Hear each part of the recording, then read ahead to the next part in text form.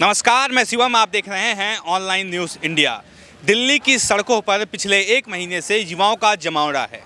कभी बीजेपी दफ्तर जाते हैं, कभी आम आदमी पार्टी दफ्तर जाते हैं, कभी जंतर मंतर जाते हैं और हर जगह उनको केवल लाठियां मिलती हैं पुलिस के द्वारा। पिछले कुछ दिनों से ये युवा एसएससी दफ्तर के बाहर प्रदर्शन कर रहे थे और आज ये गृह मंत्रालय ऑफिस के सामने आके भारी मात्रा में इकट्ठा होकर प्रदर्शन कर रहे हैं। सरकार खामोश है, बात सुनने के लिए बिल्कुल तैयार नहीं है। ये तस्वीर पहले आप देखिए, भारी भीड़, भारी मात्रा में जो युवा छात्र हैं इकट्ठा हुए हैं रोजगार का मुद्दा लेकर। और दूसरी तरफ की तस्वीर देखिए, ये गृह मंत्रालय की चमचमाती हुई बिल्डिंग। गृह मंत्रालय के सामने ये युवा इकट्ठा हुए हैं और अपना प्रदर्शन दर्ज करवा रहे हैं, लेकिन सरकार सुनने के लिए बिल्कुल तैयार नहीं है। जहाँ भी ये युवा जा रहे हैं, इनको केवल लाठियों से नवाजा जा रहा है। यही सच्चाई हो चुकी है। ये अपने अधिकार के लिए आए हैं, लेकिन इनका अधिकार सरकार मुहैया नहीं करवा पा रही है। इनका जो आसरा बना हुआ है, खाने पीने का जरिया बना है, वो किसान आंदोलन और बंगला साहब गुरुद्वारा बना हुआ है, जहां से ये लोग इस लड़ाई को लड़ पा रहे हैं। इनसे बात करते हैं और कितने दिनों तक इनका ये संघर्ष जारी रहेगा, क्योंकि सरकार सुनने के लिए तैयार नहीं है।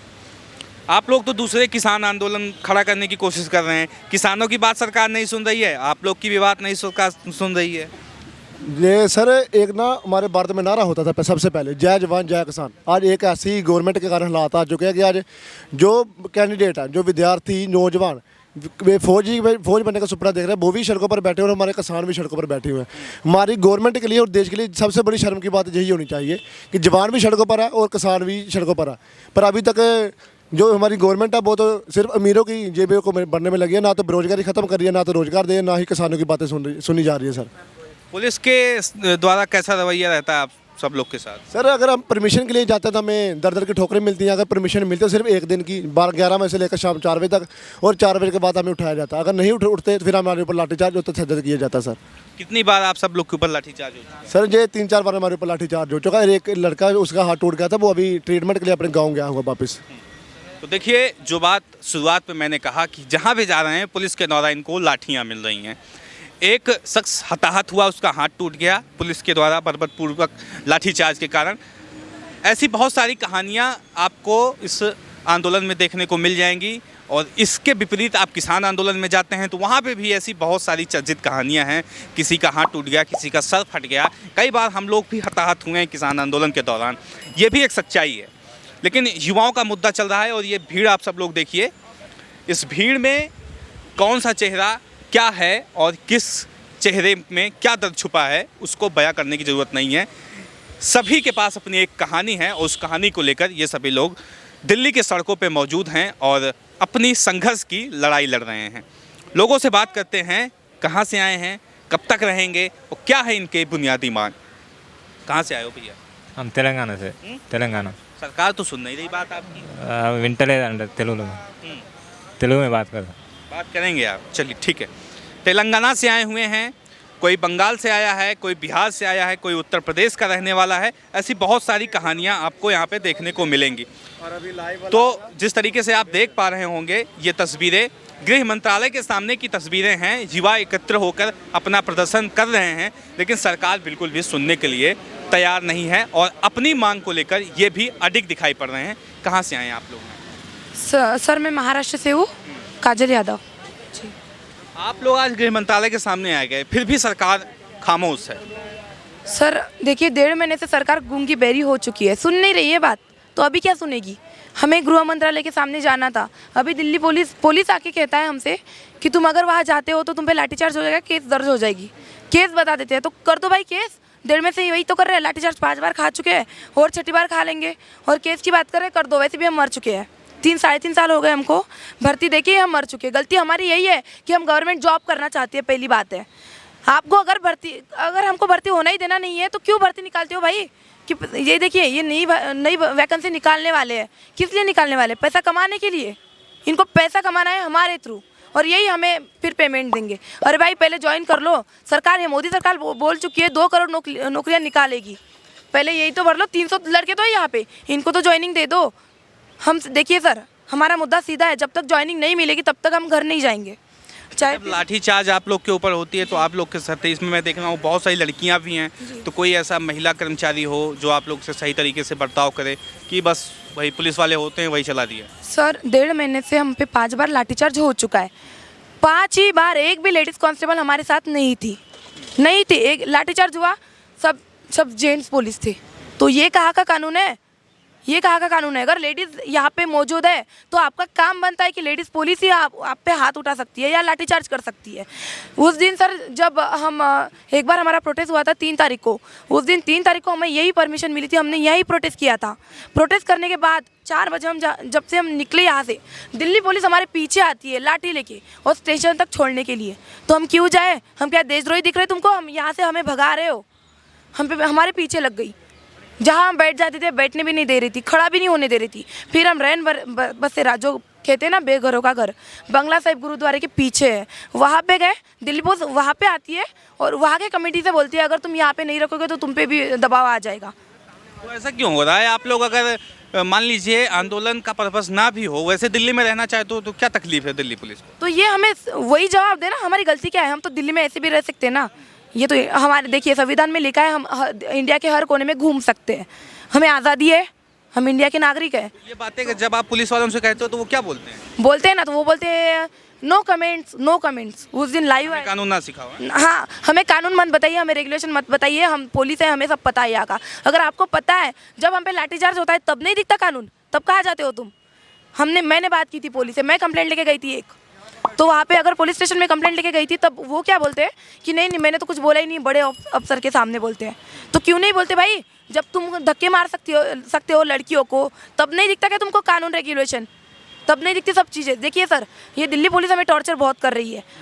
जितना परेशान ये कर रही है ना, उतना परेशान हम करके रहेंगे दिल्ली पुलिस को। अगर ये हमको भगाना चाहती है हम जाएंगे तो नहीं। लेकिन इनके पीछे जिन लोगों का हाथ है उनको आप जानते होंगे कि दिल्ली पुलिस के पीछे जिन लोग का हाथ है, जिनके इशारों पे दिल्ली पुलिस ये सब कर रही है, उनके बारे में क्या कहना चाहेंगे? देखिए सर, दिल्ली पुलिस से हम बोल चुके हैं कि सर आप हमें इतना क्यों प्रेशराइज कर रहे हैं निकालने के लिए दिल्ली से? तो वो बोलते हैं हमें ऊपर से ऑर्डर है। अगर हम बात करते हाँ आपको ऊपर से ऑर्डर है तो बताइए कौन है वो, तो वो सीधे बोलते हैं हमें पता नहीं, हमें ऊपर से ऑर्डर आया है। हमारे अफसर बोलते हैं आपके कौन से अफसर हैं जो हमें दिल्ली से भगाना चाहते हैं? बिल्डिंग है यहीं से ऑर्डर जाता है क्या? सर ये देखिए, हम सब यहाँ पे नए हैं, अगर जाता ही होगा तो हमें क्या पता है? ये हमारे पीछे क्यों लगे यही तो पता नहीं। हम स्टूडेंट ही तो है, हम ज्वाइनिंग मांग रहे हैं, क्या हम दिल्ली लूटना चाहते हैं भाई? हम क्यों जाए? हम नहीं जाएंगे। तस्वीर आप सब लोग देखिए, सामने गृह मंत्रालय है और गृह मंत्रालय के सामने ये युवाओं का जमावड़ा, अपने अधिकार को लेकर ये लोग आए हैं और ये गृह मंत्रालय की तस्वीर है और दिल्ली पुलिस जो लगातार इन युवाओं के ऊपर लाठीचार्ज कर रही है। और कुछ कहने की ज़रूरत मुझे नहीं है, बाकी आप सब लोग भली बात समझ पा रहे होंगे। और जो युवा हैं उनसे मैं बात करने की कोशिश करता हूँ। ये जयदीप भाई हैं, लगातार जब से युवाओं का संघर्ष दिल्ली के अंदर जारी है तब से उनके साथ हैं और संघर्ष में शामिल हैं। इनसे बात करते हैं कि अब ये जो युवाओं का रुख है ये किधर जाने वाला है और जिस तरीके से किसान आंदोलन एक व्यापक रूप लिया, पूरे देश में फैला, तो क्या ये युवाओं का मुद्दा भी उसी तर्ज पर व्यापक रूप लेके पूरे देश में फैलने वाला है कि नहीं? इस पर भी बात थोड़ा सा कर लेते हैं।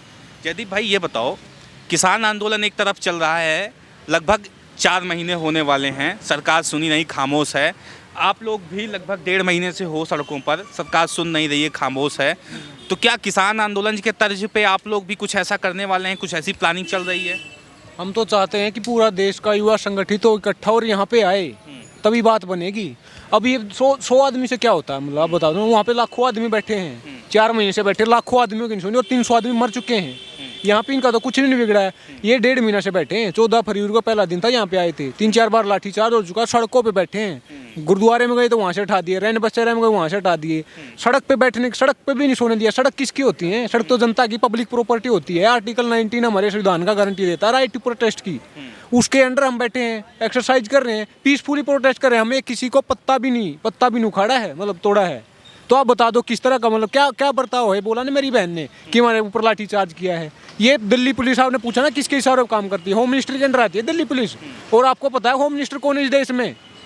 दिल्ली पुलिस वही है जो जामिया के अंदर लाइब्रेरी में घुस के बच्चों पढ़ रहे लाइब्रेरी के अंदर घुस के मारा था। दिल्ली पुलिस वही है जो जेएनयू के अंदर घुस के लाठीचार्ज किया था मतलब। तो दिल्ली पुलिस के बारे में कुछ नहीं कहना चाहूँगा, दिल्ली पुलिस तो ड्यूटी के अंडर है, हमारे बेटे हैं वो, लेकिन सरकार के अंडर है वो, ड्यूटी के अंदर ऑर्डर के अंदर आते हैं। इसलिए जवान भी किसान का है और ये स्टूडेंट भी, अब आर्मी वाले हैं, पुलिस वाले हैं, सब हमारे तो हैं। ये सब किसान मजदूर की फसल है, सब किसानों के बेटे हैं।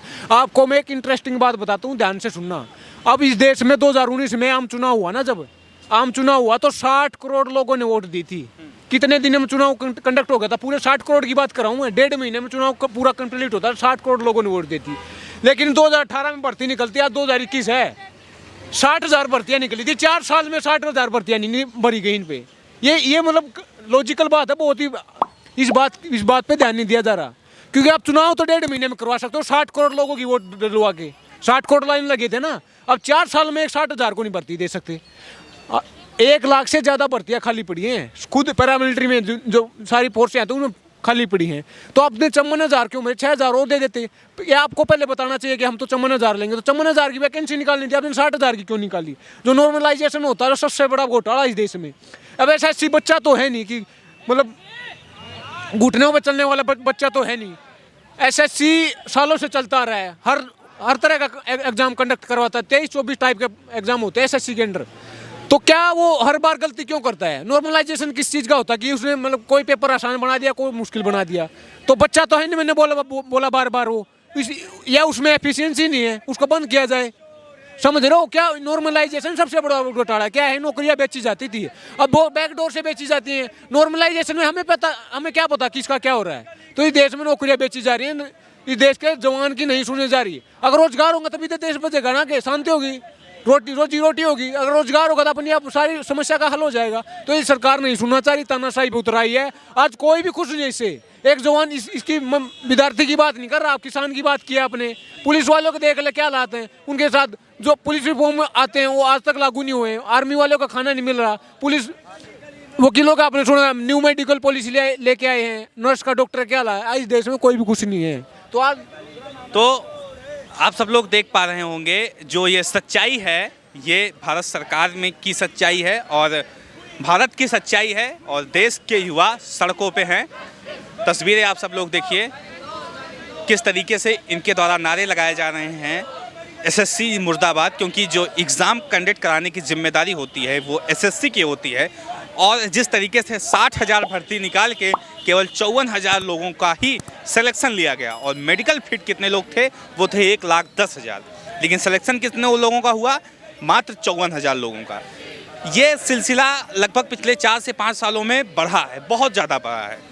फॉर्म निकाले जाते हैं, फॉर्म कैंसिल कर दिए जाते हैं, पैसे वसूले जाते हैं। सरकार इसको कमाई का एक जरिया बना लिया है, इससे ज़्यादा कुछ नहीं। और ये तस्वीर जो है गृह मंत्रालय के सामने है। माननीय अमित शाह जी अगर इन लोगों की आवाज़ को सुन रहे हो तो ज़रूर गौर करें कि किस तरीके से ये जो युवा हैं वो परेशान हैं, हताश हैं और अपने अधिकार को लेकर दिल्ली की सड़कों पे मौजूद हैं। तो जल्द से जल्द सरकार इनकी बात सुने और कुछ ना कुछ इनके समस्या का समाधान करे। आपकी राय क्या है इस वीडियो को देखने के बाद कमेंट बॉक्स में बताएं। साथ ही साथ चैनल को सब्सक्राइब करें, वीडियो को ज़्यादा से ज़्यादा शेयर करें। मिलते हैं इसी तरह किसी और खबर के साथ, तब तक के लिए नमस्कार। इस खबर को अभी लाइक करें, शेयर करें, अभी चैनल को सब्सक्राइब करें और घंटी जरूर दबाएं।